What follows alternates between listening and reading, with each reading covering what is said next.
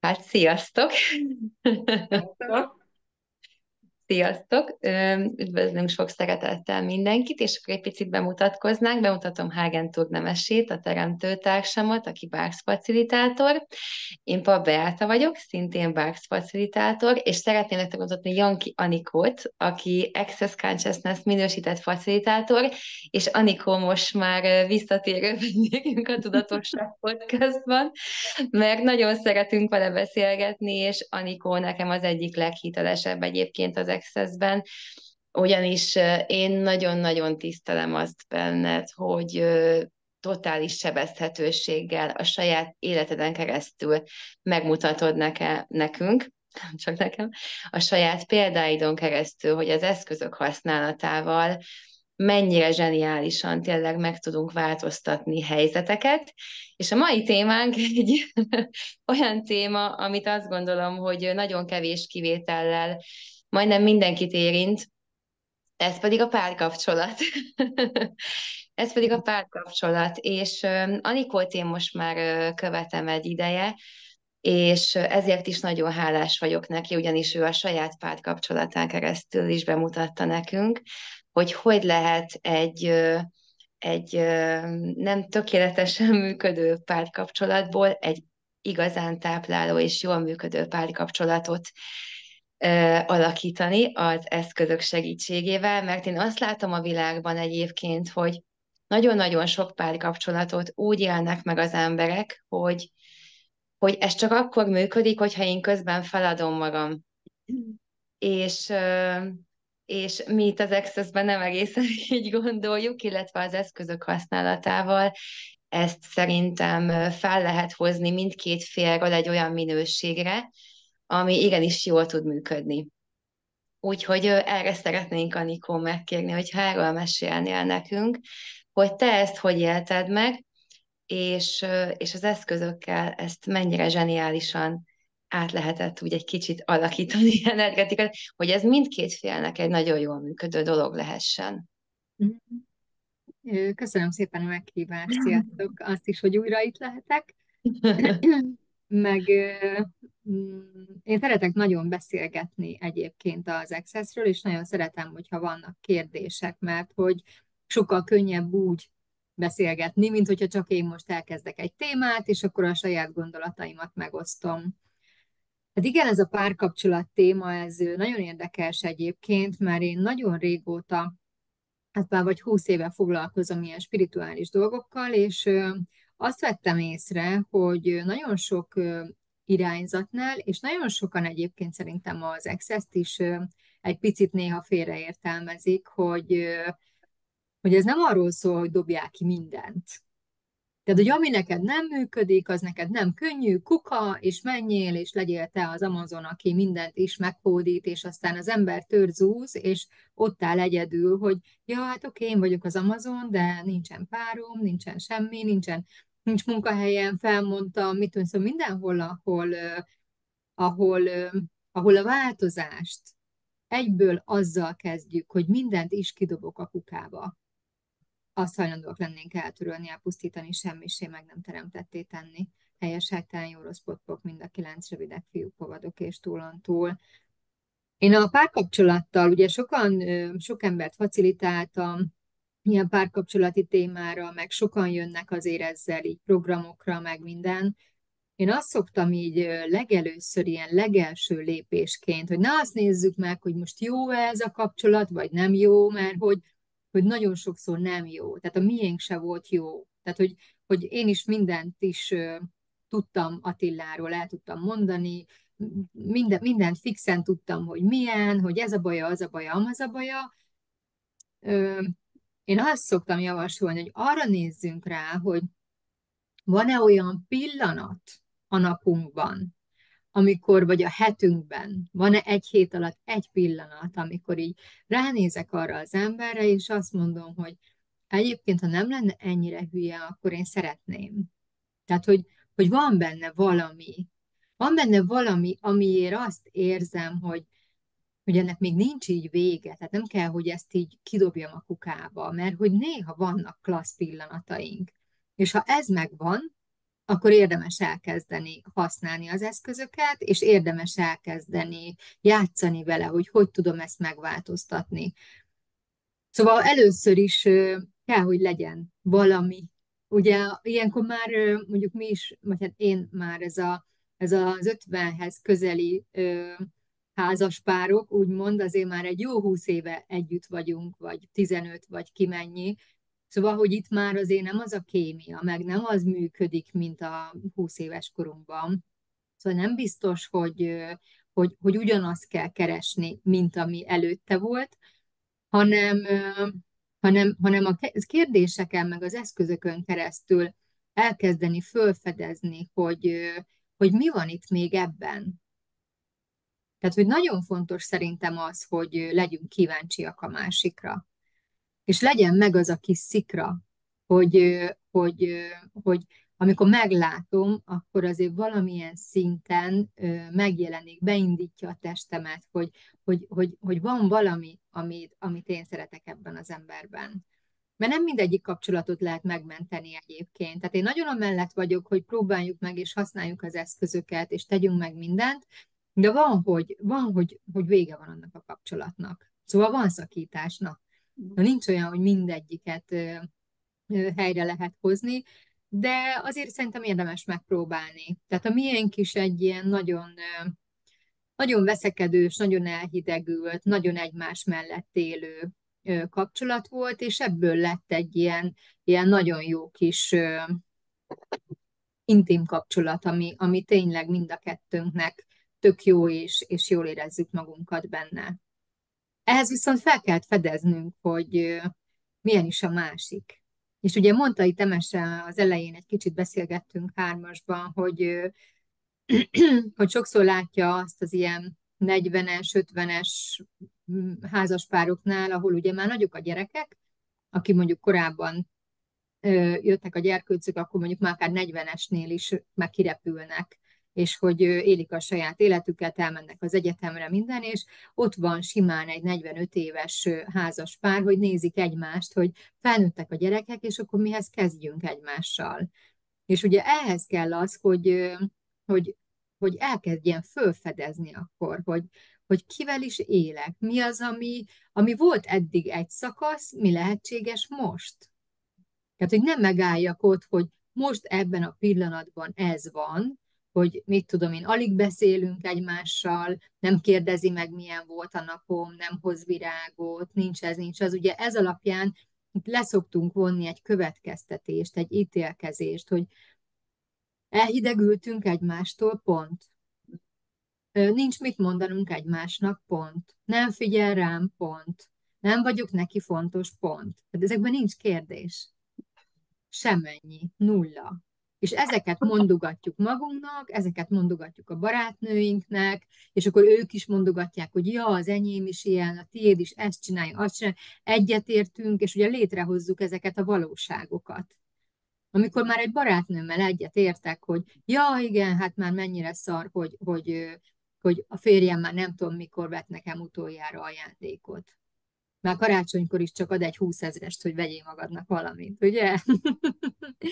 De hogy mindenhol, ahol ebből egy ilyen következtetést vonunk le, nem pedig az, hogy jaj, de jó, most akkor végre olyan ajándékot kapok, amire vágyom. Nem? Tehát, hogy nem biztos, lehet, hogy csak egy nézőpontot kell egyébként váltani ahhoz, hogy el tudjunk kezdeni nyitni a másik felé.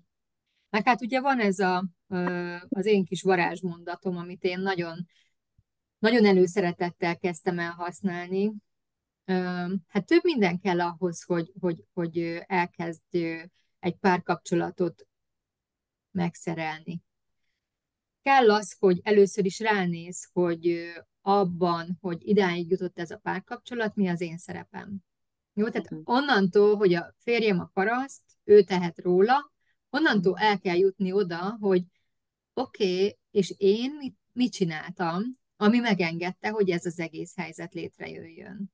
Ugye beszélünk az alapozón az intimitás 5 eleméről, nagyon fontos szerintem, hogy ez egy kapcsolatban meglegyen, és amikor rájövök, mondjuk, hogy nem tisztelem a férjemet, mert nem beszélek róla tisztelettel, vagy nem bízom benne, vagy nem engedem meg, hogy az legyen, aki ő akar lenni, vagy nem vagyok hálás érte, vagy nem vagyok sebezhető vele, akkor ha ezeket észreveszem, hogy melyik nem vagyok, akkor elkezdhetek azzal játszani, hogy mi kéne ahhoz, hogy mondjuk tiszteljem. Mi az, amit tisztelhetnék benne? Hát együtt élünk 20 éve, biztos van valami. Hát most én is ilyeneket tudtam megtalálni akkor, hogy ad mondjuk egy anyagi biztonságot. Rengeteget dolgozik, nagyon szorgalmas. Tehát ugye egy csomó mindent megtudta. Amire előtte azt mondtam, hogy egy munkamániás paraszt, onnantól kezdve, aki nem figyel rám, meg a gyerekre se, onnantól kezdve, hogy mit tisztelhetek benne, ez át tudott alakulni azzal, hogy ő egy nagyon szorgalmas, kitartó ember. A kettőnek tök más az energiája, nem? És még mindig ugyanarról a pasiról beszélek. Tehát amikor én szíttam őt, hogy ő nem tisztel engem, rá kellett néznem arra, hogy én se tisztelem őt.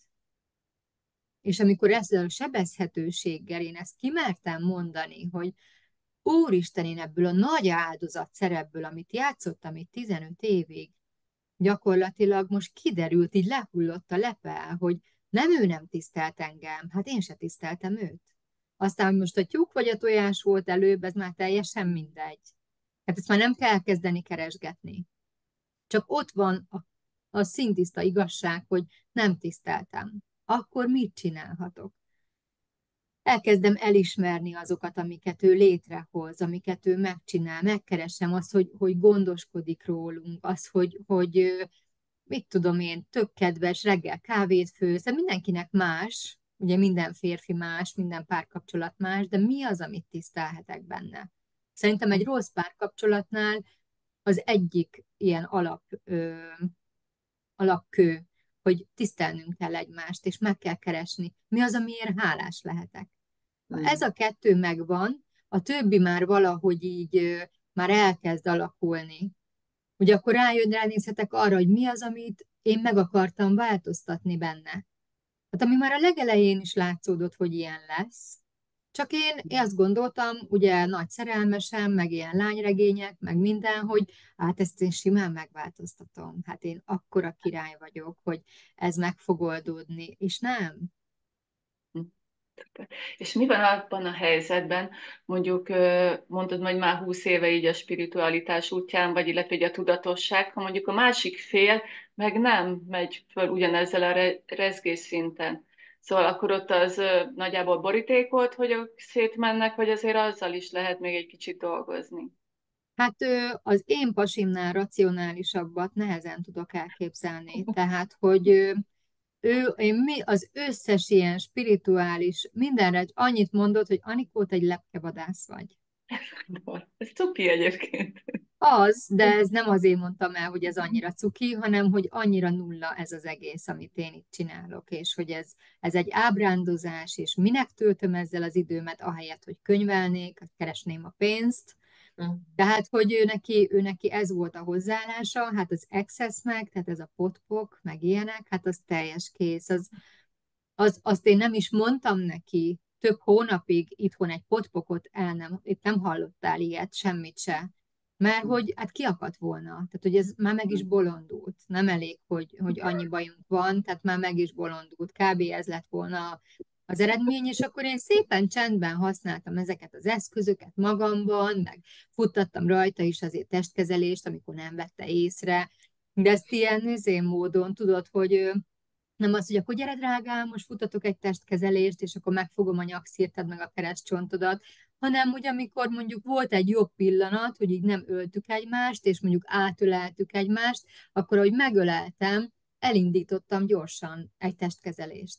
Általában a háromszoros sorozatrendszereket egyébként, mert hogy nekünk a nagyon sok problémánk abból volt, hogy ilyen lupra kerültünk, mindig ilyen programokat futtattunk folyamatosan, és ugyanoda mentünk vissza, és időbe, és a sérelmek, és a nem tudom én. Úgyhogy ő nagyon sok háromszoros sorozatrendszereket kapott egy-egy ilyen érintéssel. Nem tartottam azt ott percekig, meg 10 percig. Elindítottam, ahogy hozzáértem, és már ment mindenki tovább a dolgára. És hogy ezek is, ugye ez a sok-sok-sok kis impulzus így valahogy elkezdte kinyitni Én azt szoktam mondani egyébként, mert nagyon sokan ahhoz, hogy már meg tudjam azt, mm, tehát hogy följöjjön egy ilyen mondat, hogy én tudatos vagyok, és a férjem nincs azon a rezgésszinten, vagy azon a szinten, mint én, ahhoz föl szoktam tenni a kérdést, hogy mennyire kell felsőbbrendű picsának lenni ahhoz, hogy én meg tudjam állapítani, hogy én milyen szinten vagyok, és ő milyen szinten van. Szóval minden ilyen szintezés, ez potkok. Semmi, nincs ilyen. Mind a ketten végtelen lények vagyunk. Mind a ketten. Ő is az, meg én is az vagyok. Csak én többet foglalkozom ezekkel az eszközökkel, vagy a kérdésekkel, vagy a nem tudom, ő meg többet foglalkozik mondjuk a pénzzel, mint energiával. De hogy egyikünk sincs sehol. És amikor jön egy feleség azzal, hogy nem tudom elviselni, hogy a férjem ezen az anyagi szinten van. Mi van? Tehát, hogy miért rossz az egyébként? És hogyha abba hagynám ezt a felsőbbrendűséget, akkor mennyire mehetnék én le az ő szintjére? Igaz? Hiszen ha én tényleg annyira tudatos vagyok, én azt szoktam mondani, hogy figyelj, te vagy a tudatosabb, neked van több eszközöd. Neked kell még többet segíteni neki, hogy tudjon nyitni, hogyha valakinek ez a nézőpontja, hogy én vagyok a magas szinten, nem? Uh-huh. És a másik pedig, amit én mindig szoktam mondani, hogy attól, hogy az én páromat, mert hogy ez is szokott még jönni, hogy nem tudom vele megosztani a megéléseimet, meg a tapasztalataimat, hát oszd meg mással. Vele meg oszd meg azt, amit meg tudsz vele osztani. Tehát, hogy én is ezeket a bizsergéseimet, meg az ilyen, amiket én csodának éltem meg, hogy miket teremtek meg mi változik meg hogy ez az érzés már elmúlt, ez a nem tudom én, és milyen fantasztikus, hogy ez így megoldódik, meg úgy megoldódik. Attila szerint ez, Anikó, szerencséd volt. Ezt akkor nem vele osztom meg, hanem megosztom veletek. Vagy megosztom azokkal, akik jönnek a cserére. Vagy akik ott vannak a hungary csoportban, vagy az én csoportomban. Tehát akik szintén így vibrálnak erre, hogy igen, ez nem csak annyi, hogy szerencsém volt, hogy én bárhova megyek, ott elintéződik, ott megvan, ott könnyű, ott van egy ilyen, mint kés a vajon. Ez nem csak az, hogy nekem minden nap szerencsém van, hanem ez valami több. De ha ő ezt nem tudja befogadni, akkor én ezt nem erőltetem rá, hanem csak elmondom, képzeld, nem volt senki az okmányirodába. Tök jó volt. Vagy rögtön sorra kerültem. És akkor nem az, hogy képzeld, most az elementálokat hívtam, és azonnal tudtam menni az okmányirodába a sorhoz, és észre se vették, hogy az a papír nem úgy volt, és már minden kész is volt. Szóval nem kell ezt ráerőltetni, aki ezt nem tudja befogadni, vagy aki erre nem kíváncsi. Hanem akkor csak annyit mondok, hogy aha, odaértem, és rögtön hívtak. És akkor ennek ő is örül, hogy jaj, de klassz, tök jó, mert én mindig várok 3-4 órát. Vagy mit tudom én, de szóval nem kell bizonygatni, hogy én mennyire frankó vagyok, akkor, hogyha én ezt én így tudom, ezt így létezem. És nem kell őt se ledegradálnom, hogy na, te meg sehol se vagy, mert azt se tudod, mi az, hogy elementál. Uh-huh. Ja, tehát, hogy én azt gondolom, hogy nem kell, hogy mindkét fél egyformán érdeklődjön ugyanazok a dolgok felé, hanem az kell, hogy megengedje mind a kettő, hogy a másik afelé érdeklődjön, ami felé szeretne.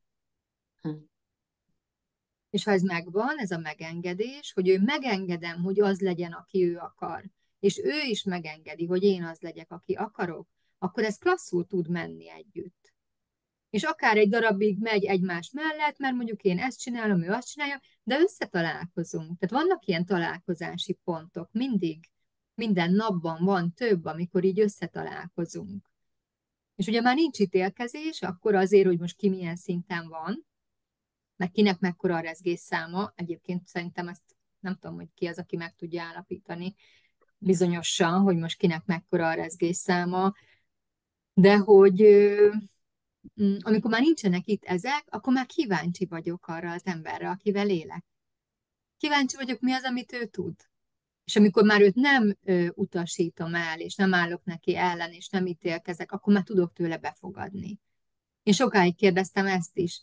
Mit fogadhatnék be tőle? Mit ismerhetek el benne? Tehát kell a törődés, most mi csajok beszélgetünk, egy pasinak nagyon kell az, hogy te elismerd őt, az ő teremtését, az ő potenciáját, és utána bármit megtesz érted meg neked. És ő ugyanúgy büszke lesz rád, és ugyanúgy támogat, és mindenben is. Nekem ez nagyon tetszett egyébként, amit mondtál,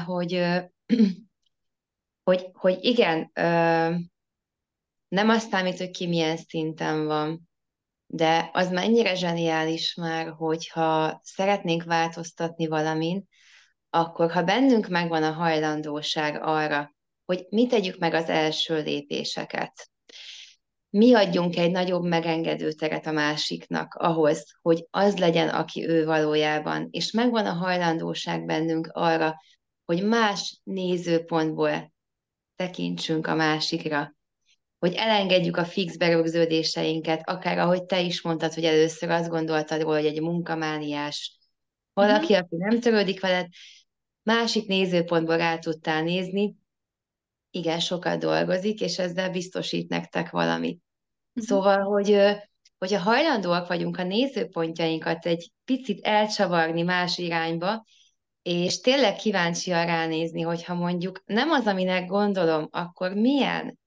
Vagy mi a jó ebben, amit nem veszek észre? Akkor annyira át tud az egész hozzáállásunk, az egész tényleg struktúrálódni ahhoz, hogy ő is elkezdjen tudni valahogy másképpen megjelenni és megváltozni.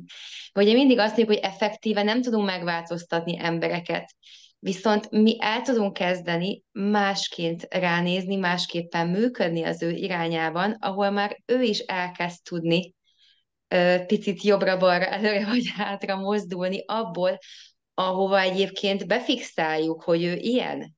Mert amíg befixáljuk, addig esélye nincs arra, hogy valaki más legyen. Igen, meg ugye, hogyha addig, amíg, amíg én azt mondogatom, hogy az én férjem egy önző, senkire se figyelő, mit tudom én, agresszív pasi, akkor ő nem tud egyszerűen másmilyen lenni, hisz ezt vetítem ki rá, és ő ezt az energiát kéri, én mintha kérném tőle, hogy legyél önző, legyél agresszív, legyél akármilyen, mert hogy te ilyen vagy. És ő meg azt mondja, hogy ja, de érdekes, jó, akkor ilyen leszek. Hm. Tehát valahol ez a nézőpontot teremti a valóságodat, ez ugyanaz, tudjátok, egyszer én megosztottam ezt, egy ilyen kis cuki kép volt, hogy egy csaj reggel készülődött, és így a tükör előtt állt, így sminkelte magát, és akkor így hogy ilyen kis buborékba ott volt, hogy Istenem, a biztos megint több paraszt lesz a főnök, és megint be fog szólni, a gyerek dogája is biztos egyes, aztán még rohanhatok még az anyujékhoz is, és nem igaz, és ülfögött mölött egy kis angyalka, és így nézi, elég érdekes kívánságok, de szívesen teljesítem. Tehát, hogy oké, hogy ez ilyen spiri, meg minden, de hogy valahogy mi van, ha tényleg így működik egyébként az univerzum, és mi van, ha a férjünk is ilyen? Tehát mi van, hogyha ő érzi, hogy te mit vársz tőle, és ő csak arra válaszol. És próbálna ő kedves lenni néha, de azt mondja, minek, hát úgyis azt gondolja, hogy egy paraszt vagyok, és hogy olyan, szóval nincs neki tere, ahol ő megmutatkozhat. És nagyon érdekes egyébként, hogy például mondjuk mi bárszkezelőként tök nagy teret tudunk adni azoknak, akik eljönnek hozzánk bárszra, nem? Mert kíváncsiak vagyunk rájuk, leengedjük a falainkat, úgy fogjuk a fejüket, hogy azt érzik, hogy wow, mi lenne, ha ezt megtennénk a férjünkkel is? Hogy leengedem a falaimat, még jobban, kiterjeszkedek, még jobban, és mikor ő hazaér, akkor egy ilyen teret talál otthon, nem pedig egy fúriát, aki tolja rá az ítélkezéseit. És minden, ami ezt nem engedi, ez pot-pot. Igen, az Igen. előző kérdésemnél abban a kapcsolatban az pont úgy van, hogy a hölgy most elkezdte választani az access-t, és így úgymond így nyílik a tér az életébe, a férje meg teljes ellenállásban van. Szóval ott így náluk ez most egy hatalmas probléma. Igazából van, De, hogy úgy jön el bászkezelésre, hogy nem is mondja meg otthon, szóval, hogy így uh-huh. ezért kérdez. De figyelj, ha ő mekkora tér tud lenni a férjének. Tehát, hogy mondjuk próbált kívülről nézni. Nekem mondjuk annyiból nagyon nagy szerencsém volt, hogy én néztem kívülről magamat, hogy ez tényleg azért ez egy elég fura dolog. Szóval, hogy lehet, hogy tényleg hülye vagyok. Na, szóval egy pillanatra azért így ez átment rajtam, hogy azért Anikó, te egy értelmes, okos nő vagy, és ilyeneket mondogatsz, hogy pot-pok, meg minden. Azért ez melegpite szerintem egy racionális férnek, aki nem próbálta ki, és akkor a feleség csak engedje le a falait, és hogy igazad van, drágám, tényleg fura, csak én jobban érzem magam utána. Tehát, hogy amikor elmennek, hogy nem kell bizonygatni semmit se, hogy ez működik, és egy csomó embernek megváltozott az élete, és nekem is, és inkább neked is ezt kéne kipróbálni. Ehelyett csak annyit mondana, hogy igazad van, drágám, tényleg tök hülyén néz ki, viszont valami miatt én sokkal jobban érzem magam, ha elmegyek az emeséhez, ezért szeretnék elmenni még a jövő héten is. És nem fogja azt mondani a férje, hogy dehogy mész, hanem azt meglepődik, tényleg? Hát jó, akkor menj. Hát oké, hát akkor menj. Tehát én még nem találkoztam olyannal, hogy ha valaki sebezhetően elmondta, hogy miért szeretne valamit. Tehát én is, amikor elmondtam Attilának, hogy én szeretnék elmenni erre a tanfolyamra, mert egyszerűen azt érzem, hogy soha nem éreztem ilyen jól magam, mint mióta ezekre a tanfolyamokra megyek. És azt mondta, hogy jó. Hát jó. Tehát még azt tudta, hogy mennyibe kerül, meg semmi. Hát 3 hónap múlva, tehát az első alapozómra úgy mentem, hogy szó szerint így rám vágta az ajtót, hogy menj a francba akkor. Nem ilyen szépen, ennél sokkal csúnyábban, de ezt nem akarom ide a videóba. És a 3 hónap múlva a CFP-re úgy mentem, hogy ő kereste nekem a sofőrt, mert akivel mentem volna, az nem tudott jönni, és reggel 7-kor hívogatta az ismerőseit, ki tudna felvinni Pestre, mert hogy akkor jelentették be a Covidot, ami egyébként, tehát a Covid idején, hogy pont Pestre, ahol a legtöbb az eset, meg a minden, hát el sem mehettem volna idézőjelben egy fél évvel ezelőtt, csak óriási veszekedéssel. Nem, hogy ő kereste, hogy én hogy tudnék ott részt venni, amire én annyira vágyom. Tehát 3 hónap alatt változott ennyit. És csak ennyit csináltam, hogy elkezdtem kíváncsi lenni rá. És azzal, mert ő nem volt kíváncsi az Access-re, én ezt nem hagytam abba. Tehát nem kerestem azokat az embereket, akikkel beszélhetek vele, vagy már mint az Access-ről, akikkel megoszthatom a megéléseimet, akik ugyanúgy így zsizsegtek, hogy jaj, de jó, hogy fogják a fejemet, jaj, de jó, ennél nincs is jobb a világon, és úristen, de jó nekünk, jaj, már megint hétfő van, úristen, de jó, hogy találkozunk, de ezt nem kell a férjemtől is elvárni, aki ezt elutasítja, hanem csak akkor mondja el, hogy ő miért szeretné, és akkor megérti a férje. Hát beszélj a férjed nyelvén. Ne az excesses nyelvet akard ráerőltetni, mert nem fogja érteni. Hát fogalma sincs milyen hozzájárulás, mik már ezek a szavak, normális vagy? Tehát, hogy én ugyanúgy beszéltem Attilával előtte is, és most is ugyanúgy szoktam, valaki idejön hozzám, egy nulláról kezdi az access, én nem borítom rá az egészet, hanem csak picikelt, egy-két dolgot. Nincs potpok, meg semmi. Nem tudják befogadni. És ugye ez a tiszteletben tartás, hogy azt adom meg neki, amit ő be tud fogadni. És hogyha ő nem tudja még a potpokót, akkor csak annyi, hogy oké, akkor mondd azt, hogy jó, ez volt eddig, mi lehetséges most? Most volt nálam egy anyuka a lányával, és akkor hogy belementek ebbe, hogy kinek mi van, mi van, mennyi van, és mondtam, hogy jó, mondom, most már ezt abba hagynánk. Ez volt eddig, mi lehetséges most? És akkor egy 3-szor mondtam, hogy ez volt eddig, mi lehetséges most. Vagy amikor mondta a kislány, hogy mit tudom én, valamilyen nézőpontot, és akkor mondtam, hogy jó, mondom, képzeld el azt, hogy van egy nézőpontod, ami egy ilyen kis picike. Aztán van még egyszer elmondod ezt magadról, hogy ilyen vagyok, olyan vagyok, akkor már ekkora, még egyszer ekkora, még egyszer ekkora, még egyszer ekkora, ekkora, mindegyik hozzátesz valamit, és a végén ott van rajtad egy hatalmas hegy. És ugyanez van a férjünkkel is. De hogyha nem azt mondom neki, hogy meg kellene változtatni a nézőpontjaidat, mert aztán így soha nem lesz semmi, tele vagy fix nézőpontokkal, nem veszed észre? Miattad tartunk itt?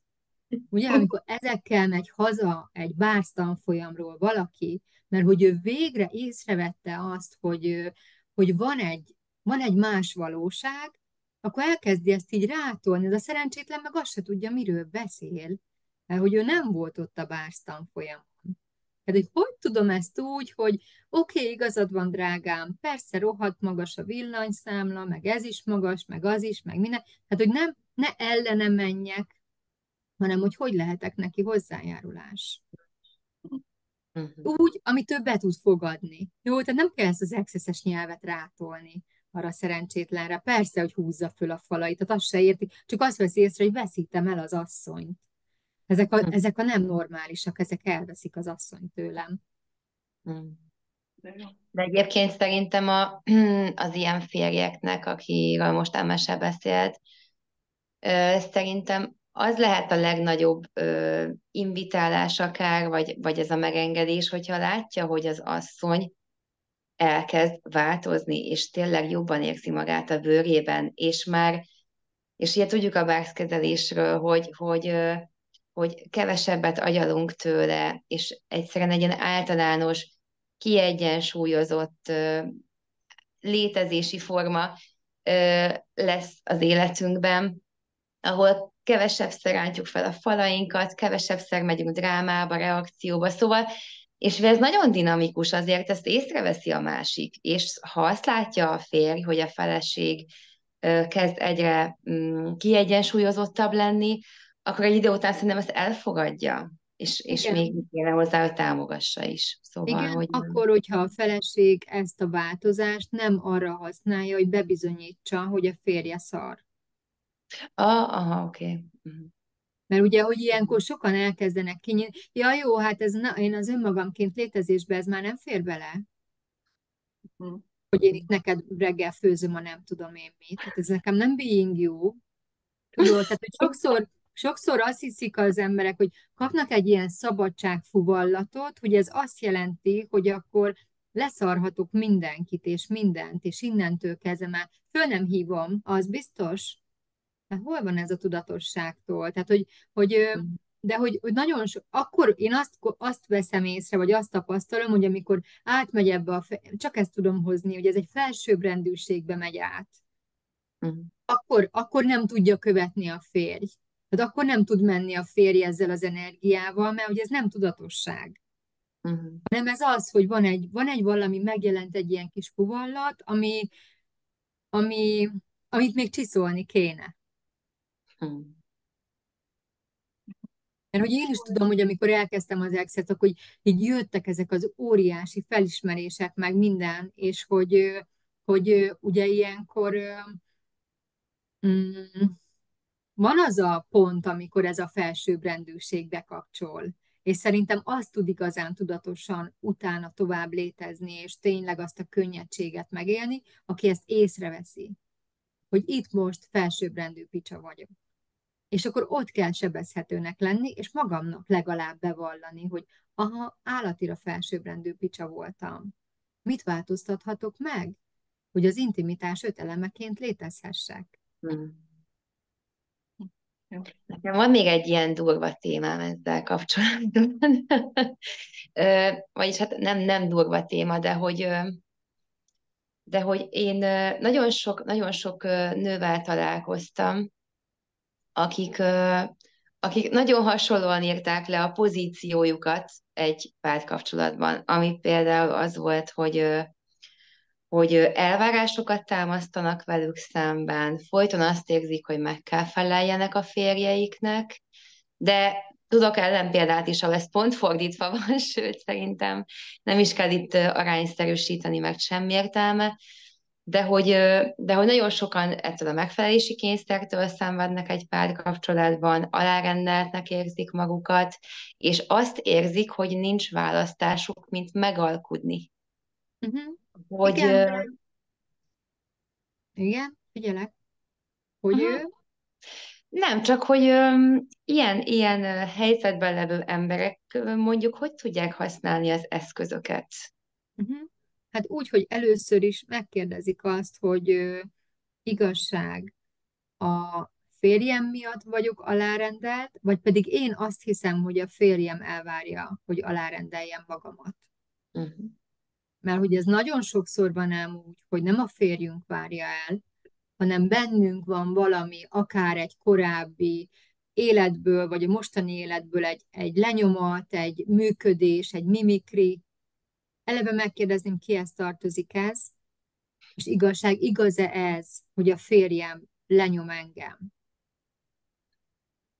Nekem erre nagyon sok példám van egyébként, hogy én is, mondom, én ebben az áldozat szerepben kiválóan el voltam, 10 évig. Hm. És mindig azt mondtam, hogy mindennek úgy kell lennie, hogy ahogy Attila akarja, azért, hogy itthon nyugalom legyen. És akkor ilyen nagyon kevés mozgásteret adtam magamnak. És amikor először, amikor 21-ben az Angliék kimentek Maldívra, és szervezett egy excesses Maldív utazást, és én mondtam Attilának, hogy az én úgy elmennék Maldívra, hogy nincs ott senki, csak néhányan, mert ugye még Covid volt. És azt mondta, menjetek. És így néztem, mondom, mi? Hát mondom, még a Balatonon is összevesztünk 800-szor, hogy most elmenjünk egy hétvégére a Balatonra. Mondom, menjünk el Maldívra. Menjetek, ő nem akar, de ha akarok, Barnival menjünk. És mondom, jó, oké, hát akkor ugye belkibátorodtam, hogy ja, hát akkor most már akkor itt van az Access, varázsoljunk, menjünk, mit tudom én. És az indulás előtti héten egyre kezdett nőni a parafaktor. Tehát, hogy úgy féltem, nem tudtam aludni, tiszta ideg voltam, hogy mi lesz velünk, minek kellett ez nekem, normális vagyok én, Maldív-szigetekre, Covid alatt, mi van, ha a PCR-tesztünk szar lesz, Barni persze beteg lett, meg minden volt, és utolsó napon ott mosogattam a konyhába, és így mondom, miért nem maradok itthon a picsámon, az a mosogatás olyan kis kiszámítható itt ebbe a szép kis házamba, tudnám, mi fog történni egy óra múlva, mit akarok én itt, és ott esett le, hogy én nem miatta nem utaztam eddig, de nagyon jó kifogás volt. Kiváló kifogás volt, hogy miatta nem utazunk, hanem azért, mert én magam be vagyok tojva rohadtul. És hogy nagyon sok ilyen van. Tehát, hogy ezeket, amikor így erre hajlandó vagyunk ránézni, hogy nem miatta nem csinálom, hanem mert nekem is az a kényelmes, hogy nem kell, érted? Nem kell 10 órákat a levegőbe lenni, meg teszteket csinálni, meg angolul beszélni, meg nem tudom miket. Jó, tehát, hogy tegyünk fel kérdést, mindig az a nagyon klassz kérdés, hogy igaz-e ez? Ezt nagyon érdemes föltenni, tök sokszor. Igaz-e az, hogy áldozat vagyok? Igaz-e az, hogy ő tesz tönkre? Igaz-e az, hogy ő szűkít be? Igaz-e az, hogy miatta kell? Mert ugye addig, amíg kamuzok magamnak, elválhatok tőle, de ugyanezt a mintát fogom egy másik kapcsolatba is. Vagy ha egyedül maradok, mert mondjuk nem lesz másik kapcsolatom, akkor a kollégáimmal, a barátaimmal, a mit tudom én, de ugyanezt fogom továbbvinni. Tehát sokkal jobb megváltoztatni azt a nézőpontot, vagy azt a működést, ami ezt az egészet létrehozta.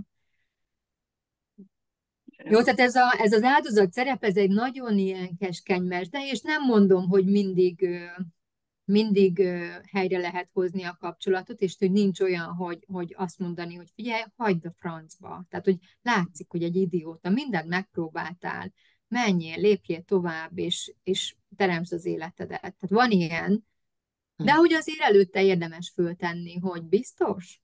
Igaz ez? Tényleg ő a kulcs? Vagy esetleg én?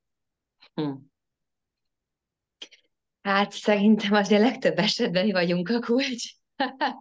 Én is egyébként azt tapasztalom, és mondom, nem biztos, tehát hogy amikor rájövök, hogy én vagyok a kulcs, akkor lehet, hogy az lesz, hogy magától ez a kapcsolat ketté megy, és mindenki folytatja a saját útját külön, de legalább akkor már ránéztem egy működésemre, és nem csak így kihelyeztem valaki másra. Ugye kulcskérdés a párkapcsolatnál, hogy jobb-e nekem vele, mint nélküle. És ha jobb, akkor viszont itt vannak az eszközök, lehet használni a kérdéseket. Ha nem olyan, mint amilyennek gondolom, akkor milyen? El tudom pusztítani vele a kapcsolatomat minden nap. Én többször elpusztítottam, reggel, este alap, de hogy még volt, hogy napközben is. És ugye ez a kapcsolat elpusztítása, ez az, hogy a nézőpontjaimat a kapcsolatról, meg róla pusztítom el ilyenkor. Tehát, hogy amit így kigondoltam, hogy munkamániás, agresszív, ezeket elpusztítom. És akkor már van tere, hogy oké, mi van, ha nem? Mi van, ha másmilyen? Tehát akkor be tud jönni a kíváncsiság. Rengeteg eszköz van, imádom. Aha, igen, igen, igen, igen, igen, de használni kell őket. Szóval Igen. maguktól nem oldják meg. Ó, de jó. Meg van azért az Access-ben nézőpont, ami nekem nagyon-nagyon tetszik, hogy itt nem azt mondják, hogy majd két félből lesz egy egész. Tehát, hogy, és ugye már ebben benne van ugye magának az egésznek az iróniája, hogy sokszor azt várjuk el a másiktól, hogy ha majd ő engem kiegészít, majd ő fog engem boldoggá tenni, meg blabla. De azért arra is érdemes ránézni szerintem, hogy ugye mi itt azt mondjuk, hogy két egészből lesz valami sokkal nagyszerűbb. Igen, És hogy szerintem arra is érdemes ránézni, hogy én hol nem vagyok egy egész. Hogy én mit tudok magamon dolgozni, és akkor, ha magamon dolgozok, és magamnak megadok olyan dolgokat, amiket a másiktól várok el, akkor már ez az elvárás faktor, az én problémám, vagy ő kéne, hogy legyen a megoldás, azért ez így elkezd egy kicsit másképp alakulni, én azt gondolom. igen, igen, igen, igen. Tehát az önmagadként létezés az kulcs ahhoz, hogy legyen egy egészséges kapcsolatod. Tehát, hogy a másik nem lehet a forrása az én boldogságomnak. Az én Mm, vagyok. mm, Mert attól a másik menekül. Tehát én sem akarom kielégíteni senki szükségleteit. Aki mm, érzem, hogy szüksége van rám, attól menekülök. mm, Igen. És ugyanígy van ez is, ugyanígy van, hogy ő nem akar hazajönni, hogyha tudja, hogy végzett a munkával, és itthon neki nem tudom, mi mindent kell csinálni, ő bizonyítja, hogy én vagyok az istennő, és a nem tudom, szóval egy második műszak kezdődik. Hát hogy érezhetné jól magát velem, ha neki bizonyítani kell egész nap a munkahelyén, aztán otthon, tehát 24 órából 20-at bizonyít szerencsétlen, 4 órát meg ilyen feszülten alszik, próbál. Mert utána tudja, hogy már megint fölkelek, és már megint anyek a munkáját. Hol töltődik, hol van a táplálás? mm. Amikor csak az elvárást tolom meg, ugye már figyeljük ilyen, vizslatjuk, hogy na, hoztad, nem hoztad, csináltad, ne eszedbe jutott? Ó, tudtam, hogy el fogod felejteni. Mit tudom én, ugye rögtön megy ez a hibáztatás, ítélkezés, ezt kéne abba hagyni. Mm. És tényleg ez a megengedés. Megengedem, hogy olyan legyen, amilyen, és ha nekem ez nem tetszik, akkor kifejezhetem, hogy figyelj szívem, ezt én így nem szeretném. Tudjuk ezt máshogy. És ha nem tudja, akkor, és én ezt továbbra se tudom elviselni, akkor lehet, hogy ennek vége van. De nem úgy, hogy nekem be kell bizonyítanom, hogy ő a szar, én meg a nem tudom milyen fantasztikum. Jó, tehát legyünk kíváncsiak egymásra. Én azt gondolom, hogy az intimitás 5 eleme az a kulcs és a kíváncsiság, hogy hajlandó vagyok átmenni. Ugye szoktam mondani ezt a példát, tudod, hogy lerajzolod a hatost, én nézem a hatost, te szembe vagy velem, te a 9-es látod, én állítom, hogy hatos, te állítod, hogy 9-es. Ha fontos nekem az az ember, átmegyek a másik oldalra, és megnézem, mi a fenéje mondja, hogy 9-es, miközben ez hatos. És akkor rájöhetek, hogy miért. Ha hajlandó vagyok oda menni, ahol ő van, és abból a nézőpontból megnézni. Mert akkor én is, amikor mondjuk átmentem, és megnéztem, és nem azt mondtam, hogy egy munkamániás barom, akkor rájöttem, hogy ő neki a szorgalma az egy ilyen nagyon fontos dolog az életében. És hogy ezt inkább elismernem kéne, és akkor azzal őt tudom emelni, tudom őt kiegyensúlyozottabbá tenni, mint hogy megítélem valami olyanért, ami neki nagyon fontos. Jó, de ezt át kell menni a másik oldalra. Meg kell Mm. néznem, ki ez az ember. Wow. De jó. Jó. Hát ez annyira jó volt szerintem, hogy Igen, igen, ez nagyon-nagyon-nagyon. És Anikó, még így végszónak esetleg mit üzennél azoknak? Mert én azt is látom például, hogy nagyon sokan, akik kijönnek egy párkapcsolatból, és akkor és akkor így fellélegeznek szinte, és akkor azt érzik, hogy most tényleg most visszakaptam önmagam. És úristen, mennyire jó, hogy van levegőm, van terem, megint önmagamként létezhetek, és az lehetek, aki vagyok. Akkor mondjuk Uh-huh. így, hogy vége az lehetek megint, aki vagyok, visszanövesztettem a részeimet, itt vannak, amiket így feladtam.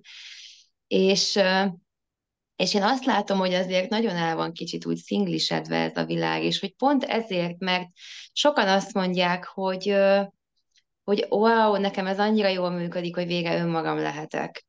Uh-huh. És mit ajánlana ezeknek az embereknek, hogy akár a tudatosság eszközeit használva, hogy azért merjenek nyitni, és hogy igenis, hogy lehet azért ezt másképp is alakítani. És egy párkapcsolatba, ha belemegyek, akkor annak nem arról kell szólnia, hogy akkor elkezdem levagdosni magam részeit, hogy belepasszoljak a másiknak a valóságába, vagy a párkapcsolati valóságba, amit eddig láttam mondjuk akár mintaként, vagy magam körül. Igazából nekem most erre az jött, hogy ha valaki kijön egy párkapcsolatból, és jól érzi magát, és visszakapta a részeit, én annak nem mondanék semmit, csak hogy kérjen ebből még. Tehát élvezze. Tök jó, nem? igen. Hát tök jó, hála Istennek, hogy tök jól van. És élvezze. És amikor már azt mondja, hogy aha, annyira jól vagyok, de úgy érzem, hogy még jobban lennék, ha lenne mellettem valaki, akkor már tudja, tehát már akkor megvan neki, hogy milyen az, amikor én jól vagyok, és akkor már nem kell egy ilyen sérült gyerekként visszamenni egy kapcsolatba, vagy nem kell visszamenni egy ilyen sérült szerepbe, hanem akkor már önmagaként tud létezni. És akkor már meg tudja mutatni, hogy mik az igényei, tudja, hogy nekem ez fontos, erről nem szeretnék lemondani, ezeket ki tudja kommunikálni, és akkor élvezze. Tehát én nem tuszkolnék vissza senkit a párkapcsolatba, aki nem akar párkapcsolatba lenni. Akkor az élvezze. Aztán, amikor megjön az igény, akkor fel fog bukkanni az a pasi, vagy az a nő, akivel együtt tud lenni. Ha nem bukkan, akkor még ő nem vágyik rá. Ez ugyanaz, mint a pénz, vagy a bármi. Tehát, hogy ha nincs ott az életedben, és te emiatt frusztrált vagy, akkor te azt még nem választottad. Akkor viszont ennyi, tudjam, hogy oké, ezt még nem választottam, de mi kéne hozzá, hogy igen. És nincs baj a szingliséggel se. Tehát akinek ez működik, hajrá, tök jó. Én voltam sokáig, és tök jó volt, de most Igen, így még azért jobb. mondom, hogy ezzel nincs baj, hogyha nem ítélünk meg semmit, akkor mindenki csinálhatja azt, ami neki működik. Szerintem nincs baj a szingliséggel. Nincs baj a párkapcsolattal se. Nincs baj semmivel. Ha neked könnyű, ha te jól érzed magad, akkor hajrá. Nem kell belemenni semmibe se. Nincs ilyen, hogy az a jól tudatos, aki már működtetni tudja a párkapcsolatát, az üzletét, a törörö, és jó kapcsolatban van a testével, és minden, és ugyan már, hát egy csomó humanoidnak nem működik az, hogy párkapcsolatban legyen. Mert hogy túl ilyen, túl olyan, túl ez, túl az. Hát ha nem, akkor hajrá, legyen egyedül, azzal sincs semmi. Aki viszont azt szeretné, hogy legyen, ő meghasználja akkor az eszközöket. Jó, ha nem kéne megszerelni semmit, milyen csodálatos életünk lehetne, ha csak élvezhetnénk azt, hogy tök jól vagyok. Jól vagyok egyedül, jól vagyok úgy, hogy én utazok, ő itthon van, jól vagyok úgy, hogy ez, jól vagyok úgy, hogy az, tehát mindennel is jól vagyok. Akkor mindegy, hogy most az ki mit gondol róla, hogy te nem lehetnél jól. Hát, de sajnos mégis jól vagyok, bocs. Hogy ennyire kiakasztalak ezzel. A csajok, imádtam ezt, de nekem 5 perc múlva egy másik Zoomba kell lenni. Jó, Köszönöm rendben. Hát, Köszönöm nagyon szépen. nagyon szépen. tényleg. Wow, szerintem fantasztikus volt, és hát azért azt előre borítékolhatjuk, hogy még meg fogunk hívni. Jó, oké, legyen így. Nagyon Rendben. szépen köszönjük. Én is, Jól én van, is. Szia, Köszönöm. Anikó! köszönjük. Sziasztok! Sziasztok, hello, sziasztok.